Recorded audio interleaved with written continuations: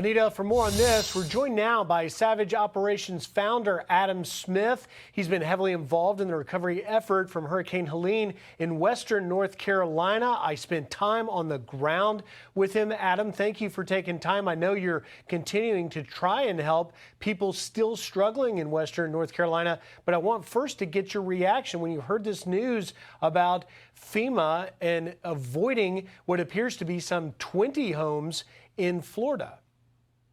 Well, to say that I was surprised would be a lie. I don't necessarily want to demean or demonize every FEMA employee or worker that's out there. I think there are a lot of them that have a good heart that want to help people. The question that it leads me to is to ask the question of what sort of culture has been established in order for, FEMA personnel on the ground, or leadership for that matter, to provide this sort of instruction to FEMA personnel that want to provide help. And more so, I had an interaction with local FEMA officials as well, and they wanted to help people. And what was the interesting thing is it was stated that, hey, we can't have our fingerprints on this, which I think it leads back to the actual question, which is, what sort of culture and what sort of fear is there in place at some of the lower levels of FEMA personnel, where they're afraid they're going to lose their job if they don't speak up against actions that are blatantly not aligned with what the organization is supposed to be doing? And Adam, what your team of amazing, dedicated volunteers did that I witnessed and we reported on was really because of the slow response that we saw from the federal government and FEMA in areas like Swannanoa, where you are among the hardest hit. In fact, I remember speaking with country music, folk music star Oliver Anthony, who visited your location to try and see how he could help out because he's from there. Here's a little bit of what he told me. He mentioned FEMA in our conversation. Listen. It's just been a lot of volunteers and veterans and locals trying to step in where the slack has been from FEMA and other organizations. We'll be here as long as it takes to make sure these communities are rebuilt. We don't want these people to be forgotten about in 2 weeks when everybody goes home. So do you feel that FEMA would you like to see an investigation to see if there are instances of FEMA not stepping fully up to the plate? I actually would like to see a full and utter overhaul of the agency in general. The way it's designed and the way it's functioning, in reality, it functions exactly the way it's designed right now.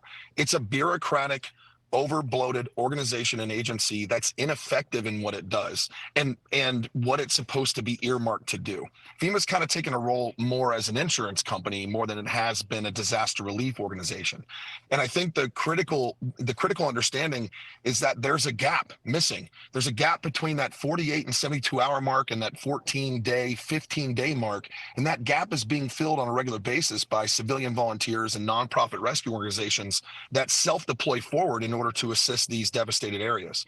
And that gap can only be filled by organizations that don't have such a top-down control mechanism that requires so much procedural red tape to actually affect change. It's actually some of the stuff we're fighting right now on the ground.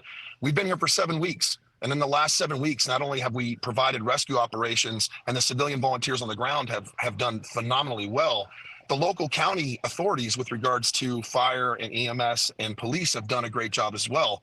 The critical piece is the missing piece, and that is, how do we actually get that capital re-injected real time back into the local economies and the local communities?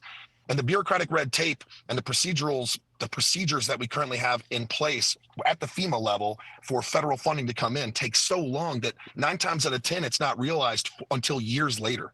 And that's one of the critical dysfunctions that has to be fixed. So an investigation, yes. I think that there has to be a real consideration in how FEMA functions and operates, and how we can potentially overhaul the agency to do better. And lastly, in the last 30 seconds or so I've got, Adam, what is the latest situation on the ground there where you are? We're not out of it yet. We're 7 weeks in. There are still some missing people, and not to make anything dramatic at this point, a majority of the missing people that we're looking for, we don't know if we're going to be able to find them.